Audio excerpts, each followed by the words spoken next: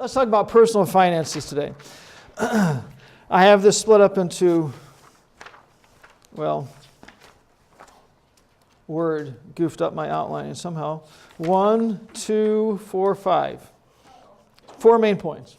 But it does skip to Roman numeral 4. I don't have a Roman numeral 3 anywhere. I don't know what happened. So 4 main points here about personal finances. There are a lot of things you could do with personal finances, and it would be a good idea to read a book or something. Dave Ramsey's books are very good. What's that? Yeah, Financial Peace or The Total Money Makeover. Some of those are very, very good. In fact, if you've read those books, some of this might sound familiar. They're extremely good books. So anyway, there's lots of things, and really the first point here should cause us to take some time to really think about. The first point is that we are stewards for God. Okay, that's kind of this underlying thing. All this money we get from God, all this money we're getting from God, and we're going to answer to Him for it. We're stewards to God. So it should be something we don't just willy-nilly spend money as it comes in and just, as our whim hits us, buy things or save or, there should be some systematic plan there. Just like if, Pastor Amarcos said, all right, you've got 3 hours to do useful things related to school, and I want to see a report at the end what you got done.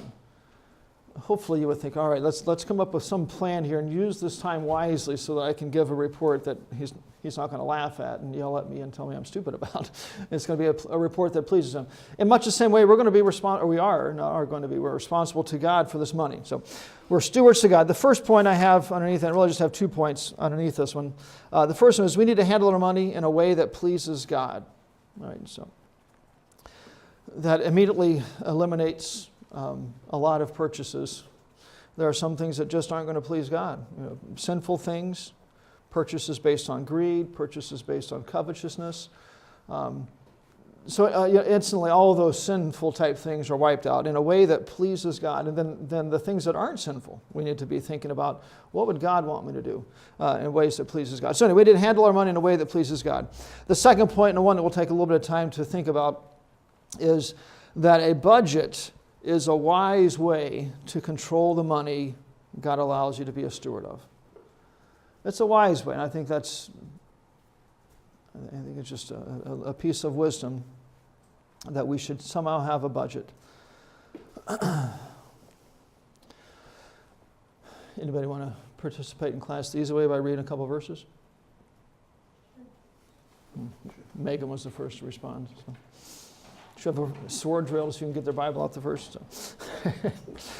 Luke 14. Just read the whole chapter. No, I'm kidding. 28 to 32, this is a parable Jesus taught. 28 to 32. Yeah. For which of you intending to build a tower sitteth not down first and counteth the cost, whether he have sufficient to finish it? Lest haply, after he hath laid the foundation and is not able to finish it, all that behold it begin to mock him, saying, This man began to build and was not able to finish. Or what king, going to make war against another king, sitteth not down first, and consulteth whether he be able with 10,000 to meet him that cometh against him with 20,000? Or else, while the other is yet a great way off, he sendeth ambassadors and desireth conditions of peace. Okay, there we have 32. Is that it? Okay. There we have two things Jesus talked about. One is somebody building a tower and how you'd be stupid if you didn't plan ahead a little bit and think about how much this is going to actually cost you before you start building. Hopefully that's not what you do someday when you think, I'm going to build a house. And you get the foundation and the frame up, and then you're out of money, and the bank won't loan you, and you're stuck there looking like an idiot. He's making that point. And what he's saying there is that somebody who doesn't plan their finances out is being very foolish. He's making another spiritual application, but he's using the fact that somebody who doesn't plan what to do with their money, how they're going to spend their money, is being foolish. The second one doesn't exactly apply to money directly, but the idea is there's planning, thinking ahead what you're going to do with it. So the point is, a budget is a wise way to control our money. We're given this money. We need to come up with some plan of what we're going to do with it. And actually, the second point I have here, or the first point underneath a budget is a wise way, is that a budget is simply making a plan of where you're going to spend your money. Right? I would highly suggest not being fancy. Just make a plan of where you're going to spend your money. Megan gets her weekly paycheck. Is it 500, 600? No, Or is that it's a grand? Oh, forget these 3-digit paychecks. What's that? minus 3 zeros. All right. You get your paycheck. You have some idea of how much money you're going to make, and you make a plan. So much is going to go to tithe, some for ministries, some for travel expenses, some for car repair, for me, house repair. I've often had in my budget something for clothes, but that always gets stolen when if I'm trying to decide, do I put brakes on the car or buy a new suit? I usually put brakes on the car. So that for me, the clothes budget often ends up being kind of a slush fund for other things that are more significant. So, and if you ever wonder, I have a closet full of clothes, and a couple of times a year, part of our family night is cleaning out and filling the trunk up with stuff we don't wear anymore. So I don't have trouble getting plenty of clothes. But just making a plan of where I'm going to spend my money. I could get my paycheck, and I've not done this, but I've thought about it as I've got it, and I go and cash it, and I have this stack of cash sitting there. I say, wow, well, depending on what kind of bills I get, If it's just a stack of 50, it's just only about that big. I'm kidding. That'd be a lot of money. It's not that. But you have this stack of cash sitting there, thinking, wow, surely I could take $50 out of that and take my wife out for a nice meal. I've got a big stack of money. But if I actually plan what all I need to do over that month, and for me, I get paid once a month. So if I've got to pay my utility bill, I've got to pay my house payment, insurance payment, I've got to put gas in the car. I want to eat at other times than that one meal. Other expenses. Often that pile of money gets used up very quickly, and there's not really $50 floating around undesignated. Right? So I do have some money that I just, in my budget, I call it family money. It's stuff to, buy a bucket of ice cream or, little fun things with the kids, something to have money for that, so I don't feel like, well, I'm sorry, kids, it's not in the budget. We can't ever do anything fun. I have something there. But once I split that money up, many times I've looked at it and said, wow, there's really not that extra money. But if I just have this stack of money and don't really plan out, it's easy to think, I can pill out $20 for this or $20 for that. And then at the end of the month, when I can't put gas in my car, I was being very foolish. All right? And if I'd at the beginning planned it out, it would have been much wiser. All right, a budget. A couple of points about underneath this definition of a budget. It's simply a plan. I have that it should be done in writing. And writing in the most generic usage of the word write, I guess. Mine's in Excel. I don't think I've ever printed it.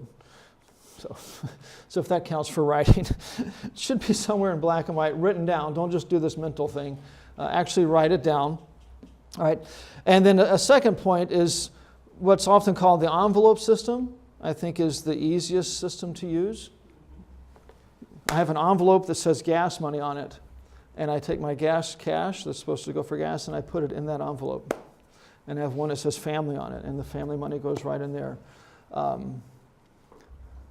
The food envelope ends up being my wife's purse. She just takes that and sticks it in her purse, so we have a food envelope. But actually, I actually take the cash and stick it in envelopes.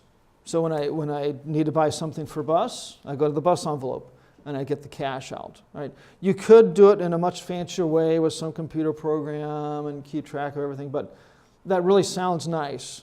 But it is very easy to spend the money and never come back home and figure out what you did with your budget. If you actually are making yourself spend the cash, before you go spend the money, you're figuring out what's going on with your budget. And if you want to do a $30 treat for bus and you go there and there's only 20, then it forces you beforehand to decide what you're going to do. You don't go out and spend the $30 and then come home and say, ooh, I overblew my budget. It forces you ahead of time. So that actually using physical envelopes with cash is a very simple way to do it. And unless you're going to become an accountant in your personal life, which is very dull and dry, please don't do that. It really is a very easy way to do it. Now, it's not, when I was in college, way back, the early 90s, another lifetime ago, way back then, it was described as being old-fashioned and kind of clunky, and all the cool people want to use something fancier. And it's still described that way as old-fashioned and clunky. And now we did not have laptop computers back then. At least I didn't. They might have been around.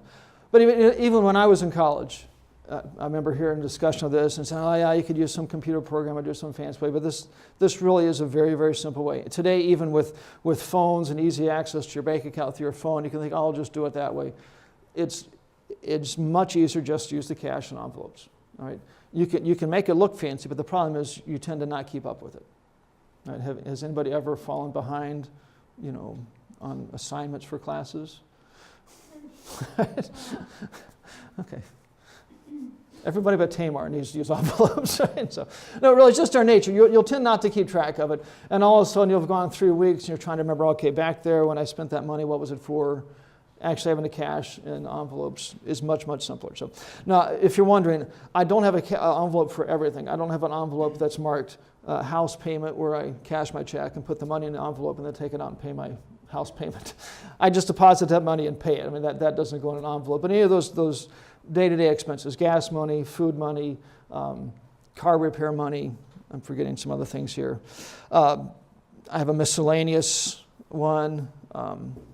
Insurance really isn't budgeted. That goes straight to the payment.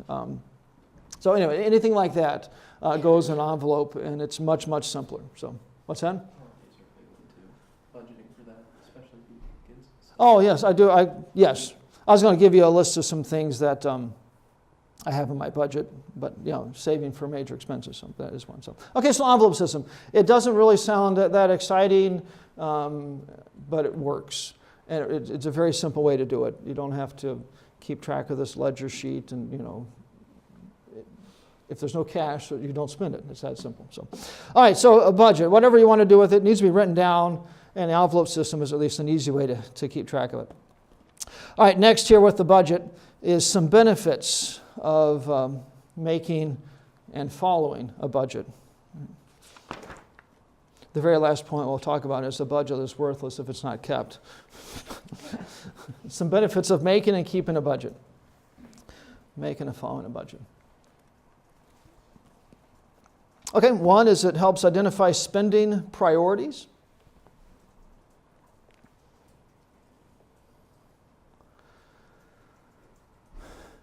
You sit down beforehand.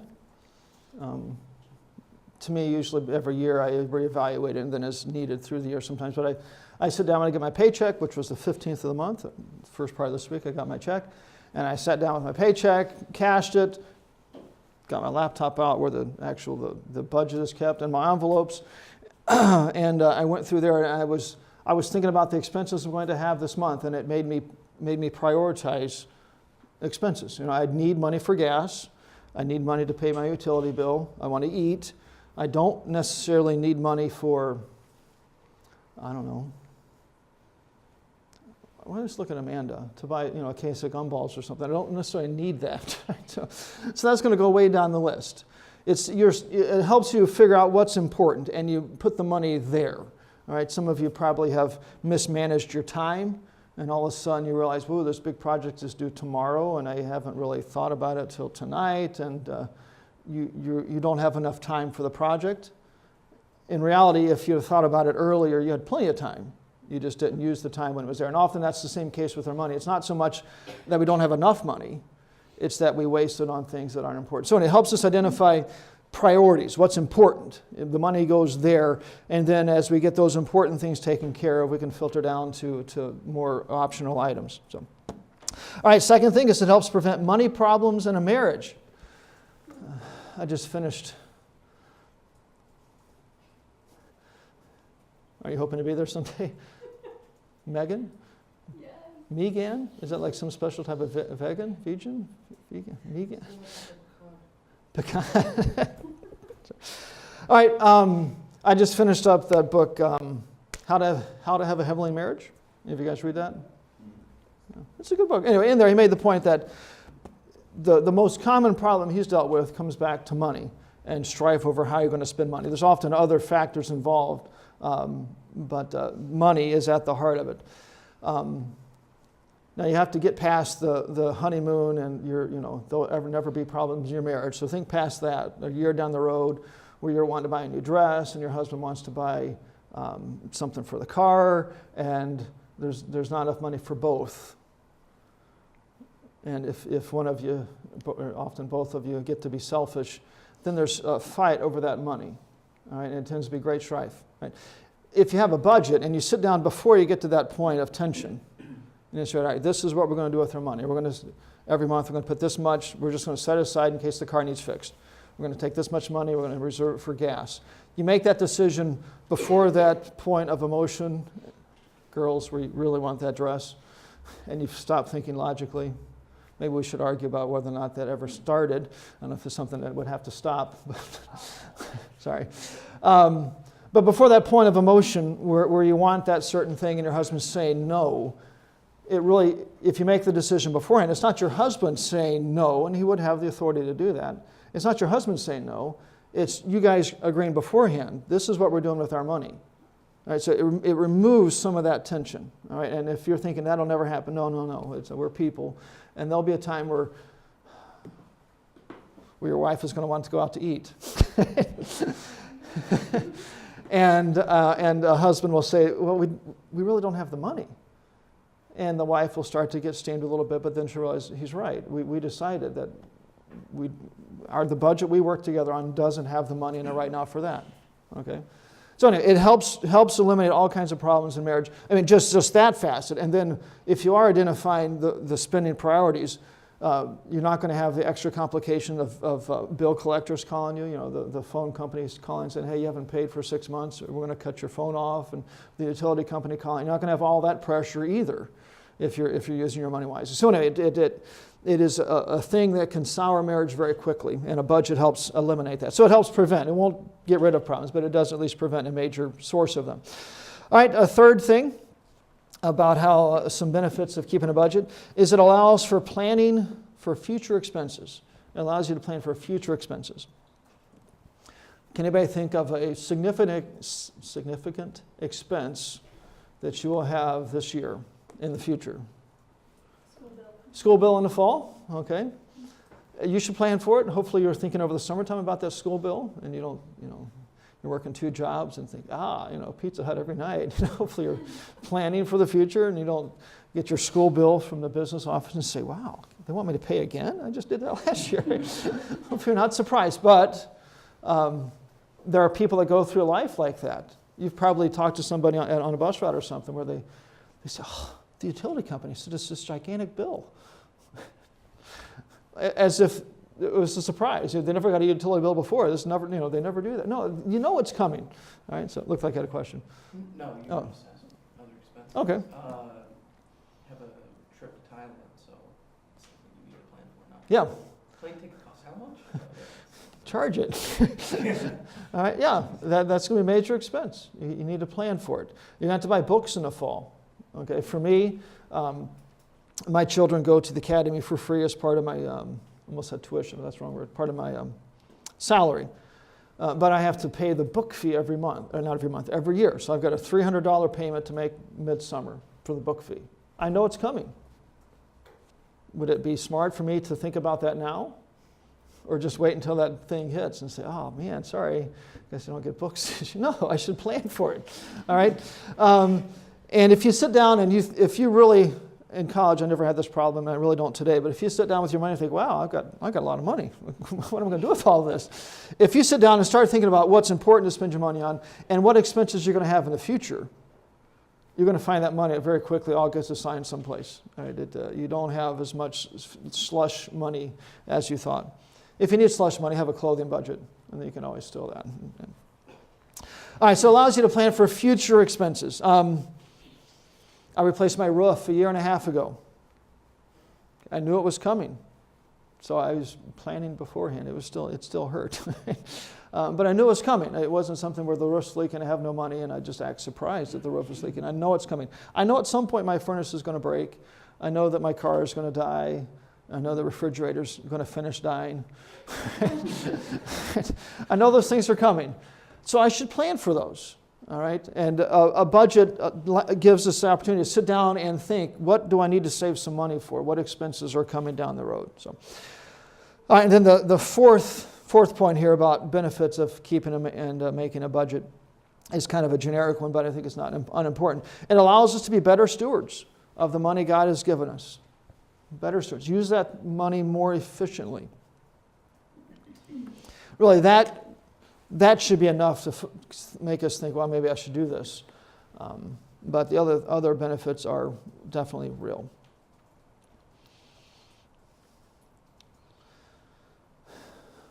All right. Next thing I have here is just some examples of things that you need to include in a budget. And this is not comprehensive at all. I know at your age, my budget was pretty simple.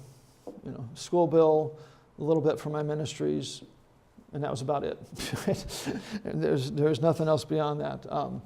But there are things to think about, especially as you get out, places you need to put your money. All right, first on my list is offering.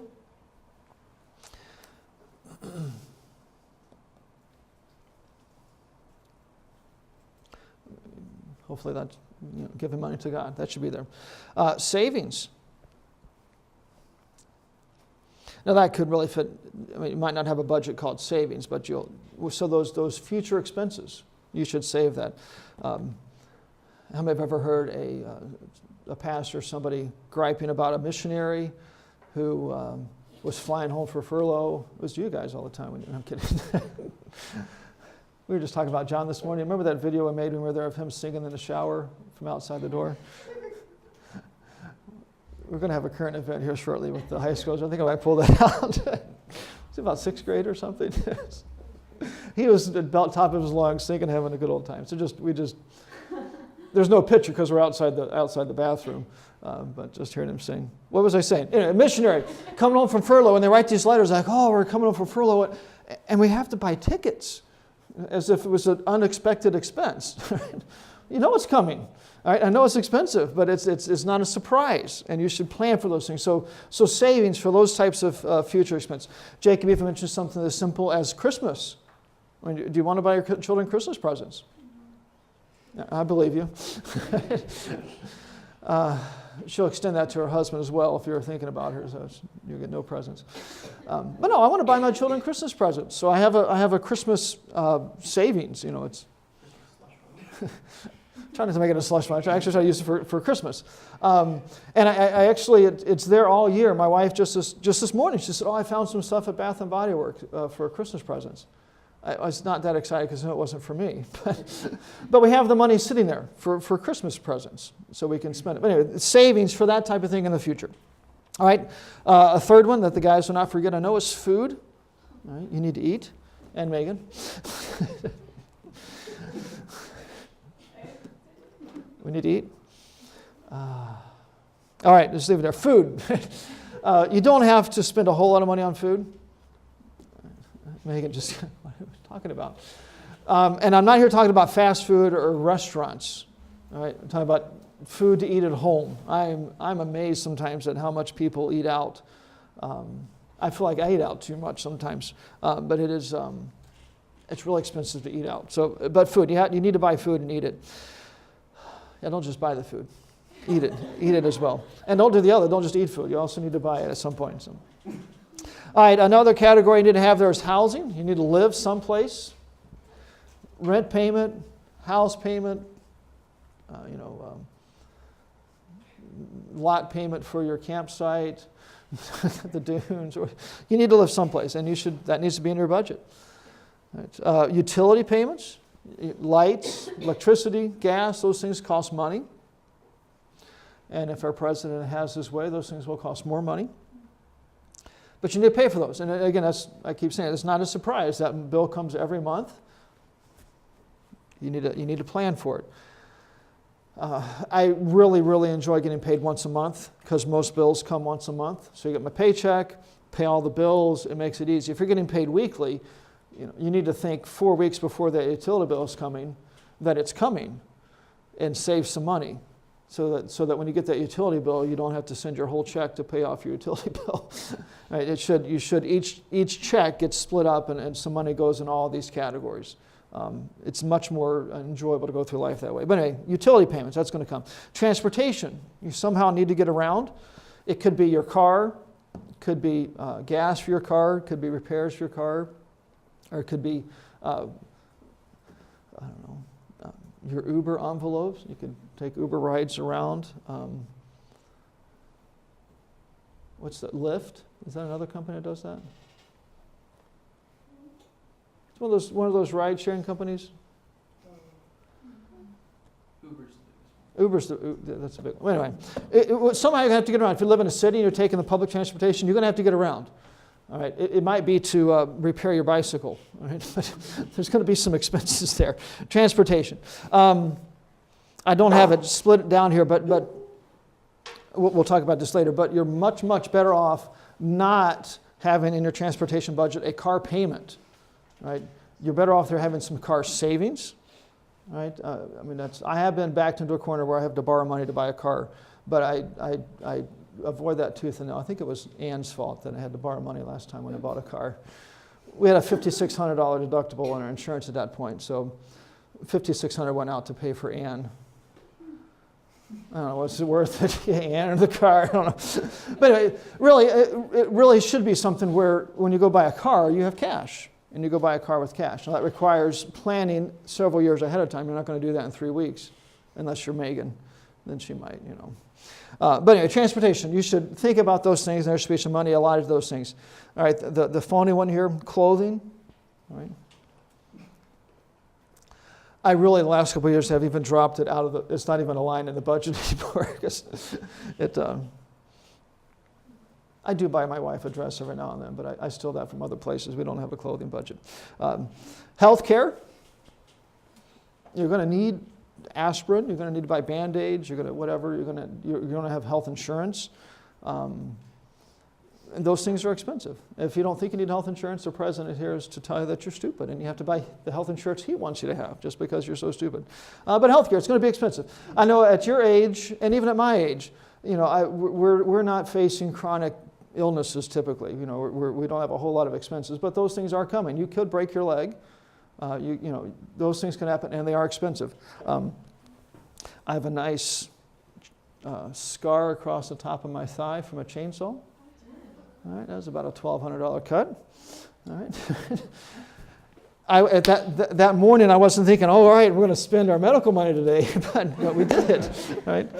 Some people were saying, I can't believe it cost that much. It's expensive. And I was trying to make myself feel better because it was expensive. But I would think, well, at least there was a hospital, and there was a doctor sitting there waiting for somebody to come in. There could be no hospital, and under Obamacare, that's where we're going to get to the point where there's not a hospital and there's not a doctor waiting there. And it'll be like trying to catch the DMV open or something when you need some medical care. So anyway, healthcare, that's expensive. That was a $1,200 cut. I don't know. It's kind of cool to have a chainsaw cut on your leg and still have your leg. It's kind of so. All right, next thing is personal items, toothpaste, shampoo, soap, laundry detergent, I don't know, cleaning supplies. Girls need more of those than guys. The cleaning supplies, you need a rag and some warm water, pretty much takes care of everything. Just wipe down the surface.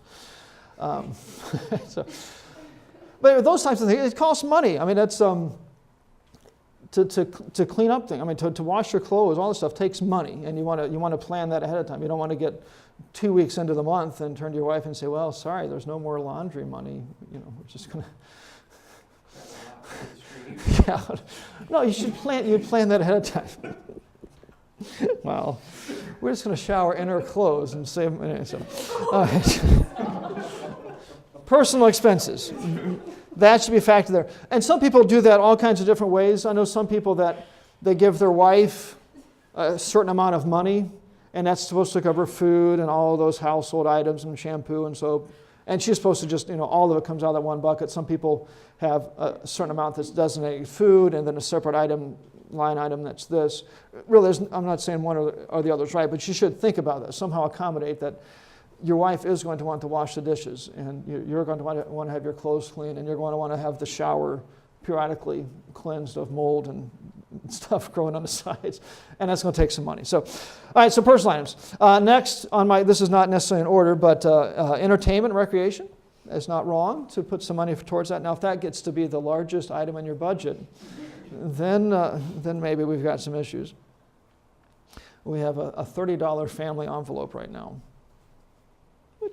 Which we do all kinds of fun things with that.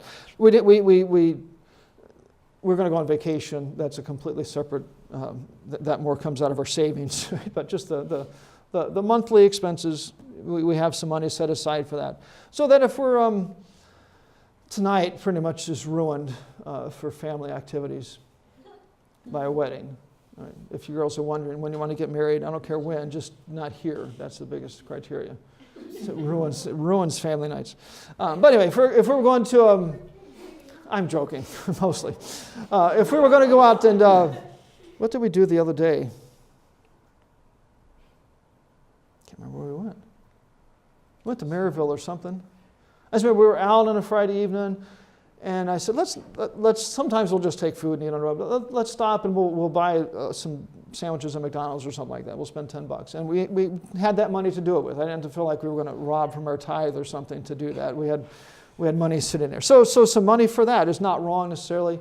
Guys, you want to have some dating money. Right? It is worth the investment to get the right wife. And if you get to think it's too expensive, it really is a very good investment for the right wife. All right, let's keep going here. We got to finish.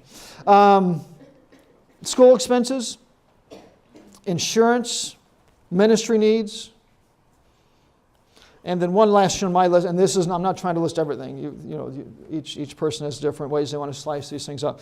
But an emergency fund, I think, is a smart thing to have. Some money set aside just in case. Dave Ramsey suggests a minimum of $1,000. I know in college I thought, $1,000? What are you doing with that emergency? It's pretty good. But some money just in case something happens. And really it's not just in case, it's for when something happens. It's going to happen. And you want to save for that. So, all right, so some things to include in your budget. As you get out of college and your life becomes more complicated, you'll have to reevaluate that and think about it and add some things there. And it is something you want to sit down and think about before the crunch comes. Sit down with your husband or your wife and plan it out, what you're going to do. So, questions about a budget? All right, the last point I want to make about a budget is something we've kind of already hit upon, but just to emphasize it. A budget is worthless if it's not kept. All right, you could make this fancy budget on a spreadsheet or have it somehow, email on your phone reminders about how much you're spending. Whatever, you could, as fancy as you want. If you don't keep it, it's completely worthless. I don't dig into a whole lot of people's finances, but the ones I've been aware of, the problem is they spend too much money. All right. I've had people talking to me about how they don't have money for anything and they can't make their house payment.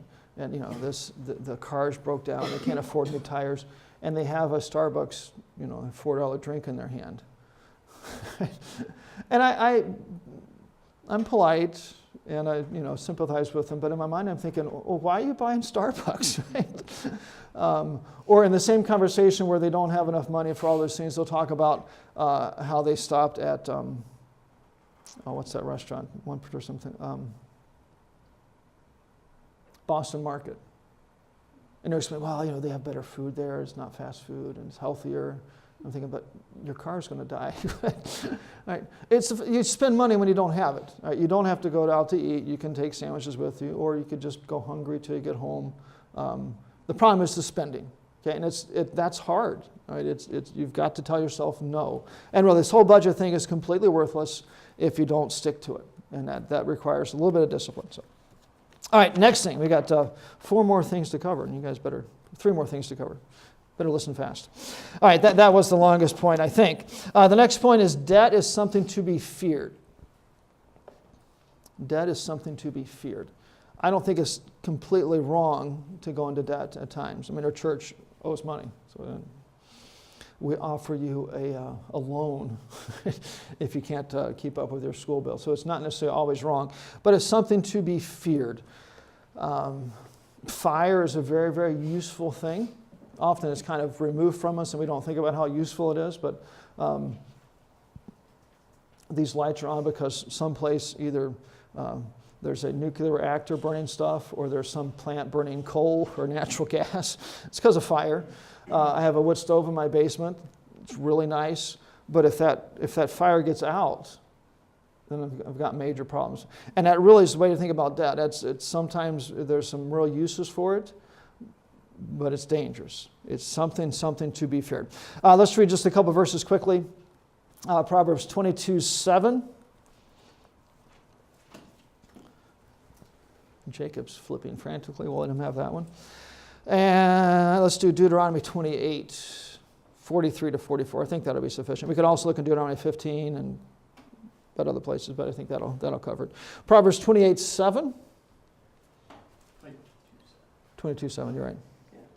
The rich ruleth over the poor, and the borrower is servant to the lender. Okay, servant to the lender. I have borrowed money for my house, and every month I've got to make a payment, all right, to my master. As long as I make that payment, he's happy, okay? But I've got to make that payment. If I don't start making that payment, then there's problems, okay? And you borrow money, you are putting yourself in that position. Again, it's not always wrong, but it's something to be very careful with. In fact, yes, this is Deuteronomy 28:43. Here we have discussion about Israel. 28:43. And The stranger that is within thee shall get up above thee very high, and thou shalt come down very low. and what's 44?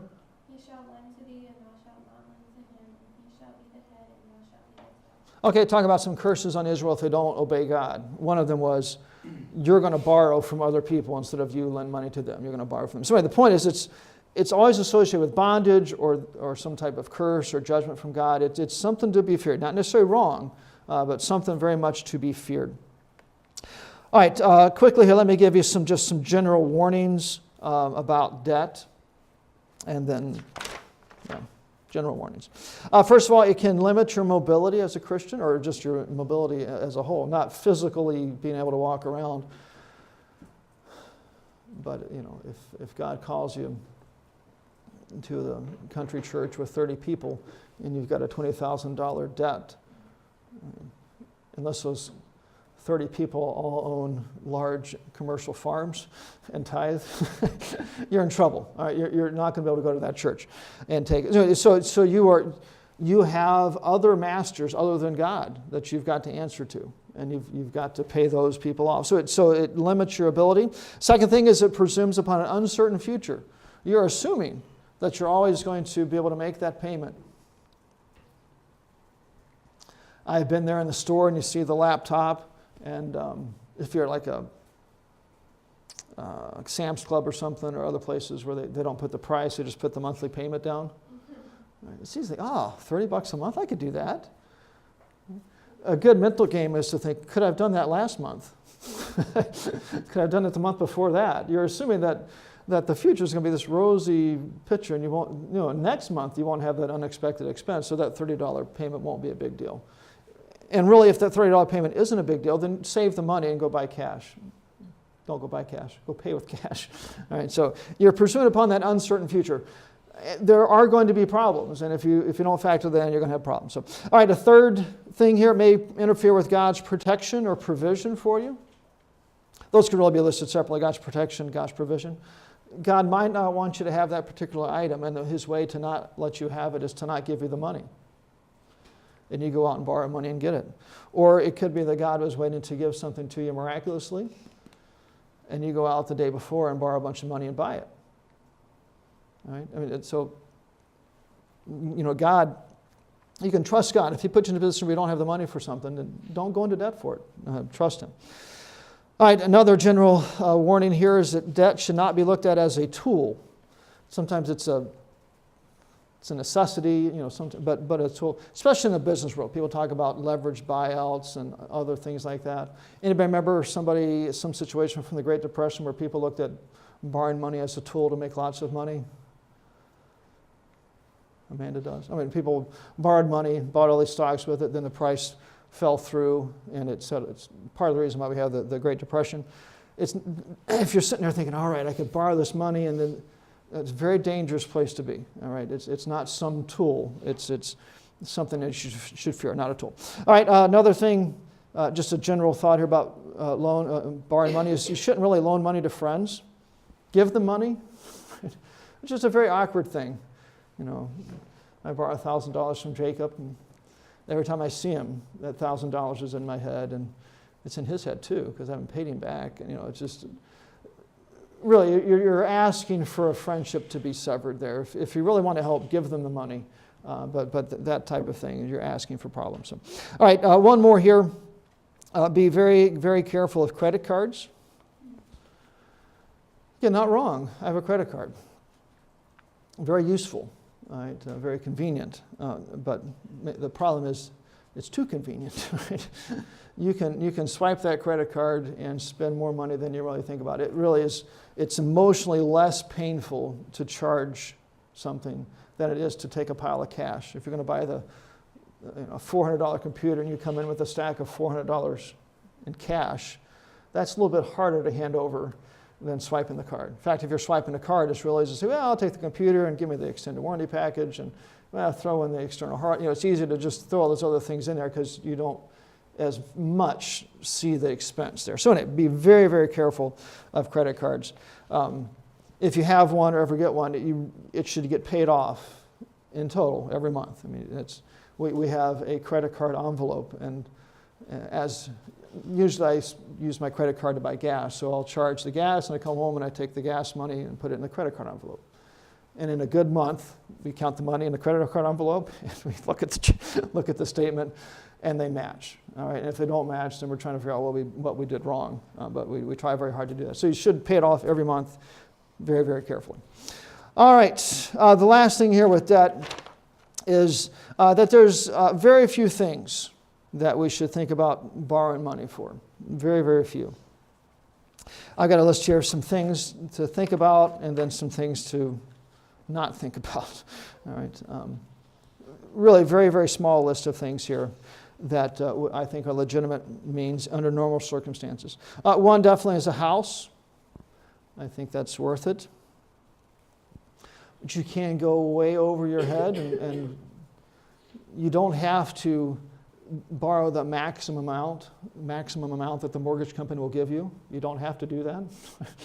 You can go way underneath that. But I think there's some justification for that. Dave Ramsey advocates the 100% down payment option. People talk about 20% or 15% down payment. He says, let's do the 100% down payment option. Don't even get a loan. Save the money and pay cash, which there's some benefit to that, but I don't think it's necessarily wrong. Maybe it's just because I did it, but I don't think it's necessarily wrong. But a house. Your school bill, I think, if you're forced to. Again, I wouldn't argue either way. There have been some people that have sat out to catch up on their school bill and come back and finish, but there's been a whole lot of people that sat out to finish their school bill and never came back. So there's some danger there, and I could see that. I have here possibly some unexpected medical expense. If you're wise with your budget, you're going to be saving for that. But possibly that. So, okay, some things that you shouldn't have to get a loan for. And again, the first on the list here is a car. I've had to do that before, but it's really shouldn't be that way. A car, you shouldn't have to. Save your money and go pay cash. You're in a much better position to negotiate when you walk into a car lot, and you might not literally have a pocket full of cash, but you're going to pay cash. They like that, right? They're not going to finance you and get paid over the next 5 years. They're getting cash today for that car, and it gives you a whole lot of leverage. Not only do you not have to pay the interest, you're able to negotiate that price down. So you're much, much better off walking in paying cash rather than borrowing money. All right, so a car, furniture. Hopefully you've not gone into great debt stocking your room in the dorm, or at home for that matter. All right, computers. We've got a lot of you here.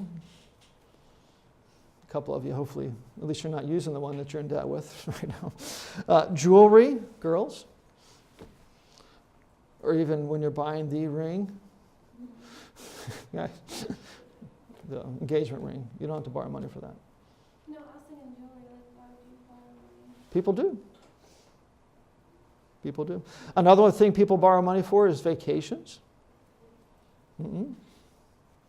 If you can't afford to go, then you can't afford to go, even if you borrow the money.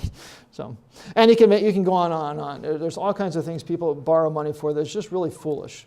And you'll hear advertisements, people say, refinance your house and, take a little bit extra, take a nice vacation, and incredibly, incredibly stupid. So, all right, so debt is something to be feared. 2 more points, and we're going to have to scoot along here.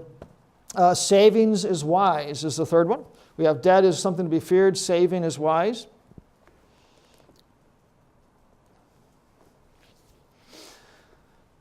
Let me read you a couple verses here for time's sake. I have just 2 points. One, we should not just spend all we get because we have it. I've got cash in my pocket. You've heard that phrase, "It's burning a hole in my pocket." No. Get fireproof pants or a skirt or something. We don't have to spend it. Proverbs 21:20 says, "There is treasure to be desired and oil in the dwelling of the wise, but a foolish man spendeth it up." The wise person has treasure and oil, and it's sitting at his house. The foolish person had treasure and oil sitting in his house, but he spent it and it's gone. All right, the idea of saving. Proverbs 13:22, "A good man leaveth an inheritance to his children's children, and the wealth of the sinner is laid up for the just." A good man leaving money for his children. It requires saving at some point. So, all right, so we shouldn't spend all we get. And the second point here is we should invest and try to improve what God gives us. It is not wrong to save money and invest it in things. Right? In fact, you should do that. There's a major expense coming in your life sometime when you hit 70 or so, called retirement. And you should plan for it. Right? And you should invest some money. Think about it. If you have Social Security or other things, that helps with that, but those things are coming. So don't just stuff your mattress with cash. All right, you should invest it somehow. So, all right, last thing, the fourth point is insurance is a good idea. And then I have in parentheses, a really good idea.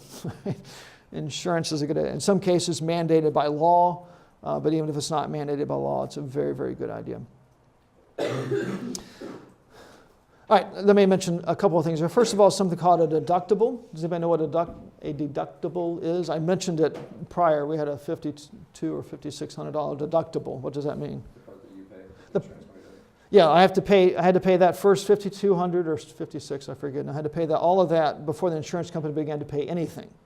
And after that, we did a 20-80 split for a while, and then they started taking over completely. But that deductible, the amount you pay up front. So whenever you get insurance, that's something to be aware of. There'll be a deductible there. I think my homeowner's is $1,500 or $2,000 deductible. The first $1,500 or whatever it is, I have to pay myself. And then the insurance company kicks in. So a deductible, that comes up pretty much with any insurance. Beyond that, let me give you some types of insurance that you want to think about. Home insurance. If you have a mortgage company typically will require you to have it, since they have a vested interest in your house not being burnt to the ground. Home insurance. You might think of, if you're renting, there's something called renter's insurance. I did not do it. I wasn't even aware of what it was when I was renting an apartment. But it just protects all of your belongings so that if the homeowner, the building owner, does something and the building burns to the ground, your belongings are still covered. So anyway, some type of insurance for your house and belongings. Another one is car insurance. If you have a car, it needs to be insured. There's a couple different terms that go along with car insurance. Liability coverage, that covers damages that you do to other people.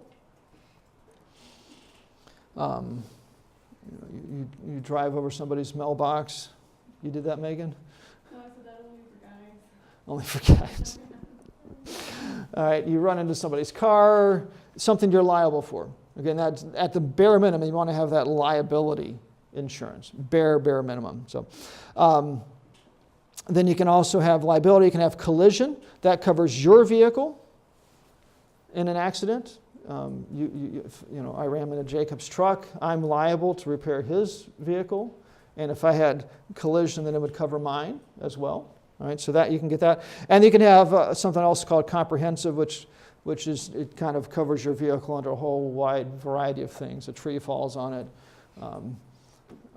The engine falls off a jet plane and lands on your car while you're going down the highway, and somehow it doesn't kill you. That's covered. So a whole host of other things are covered that. But anyway, liability at the bare minimum, that protects you running into other people. And then that bare minimum, you want that. Just think of the expense if you get in an accident and they're in the hospital for 6 months and you don't have insurance. Well, that's something, unless you have a really, really good job, you'd never recover from. I mean, you imagine trying to pay off $1 million hospital bill. I mean, you set down a life payment plan and pass it on to your children. It's just, you never recover. So at least that bare minimum. All right, let's go on. Life insurance.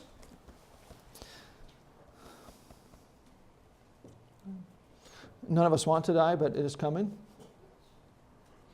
All right, so life insurance, what it does is pays out money when you die.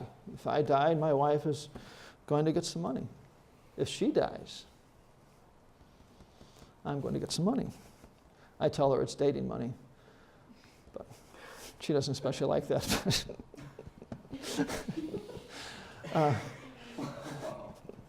That's a joke. Well, we've got children. Now they're older. We don't really have to get a babysitter. But when they were younger, I've got to get a babysitter for my kids and the chaperone's kids. And it gets really expensive. So I have some dated money.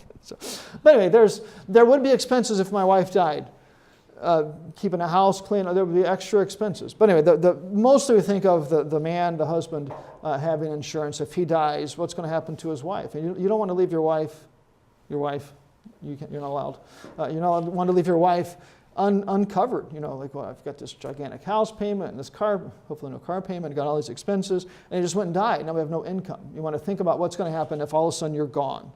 And life insurance is there for that. There are two basic ways to get life insurance. You can get very complicated with this, but two basic ways. One is called term insurance, and that's where if you have a 20-year term, you make a payment every month, and if you die in that 20-year time frame, they pay out. At the end of 20 years, it's over. You don't pay, and they don't pay. It's done. Or you can get something called a whole life policy, and there's other terms for that, but the basic thought there is you pay in a certain amount, usually a significantly larger amount, for so long, and then after that point, it's a guaranteed payout. When you die, that money is getting passed on to your children or whoever. That's called a whole life policy. Those are typically significantly more expensive, and generally speaking, you're better off if you buy the term policy and take the difference, and do something else with it. You'll typically be better off doing that, but that's a whole policy. Term policy typically is perfectly sufficient. All right, and then the last thing here is health insurance. Required by law today. That's sacrilege. Required by law. When you're thinking about health insurance, mostly what you need is something to cover major medical expenses. That's really something Obamacare tries to prevent, but just something for major medical.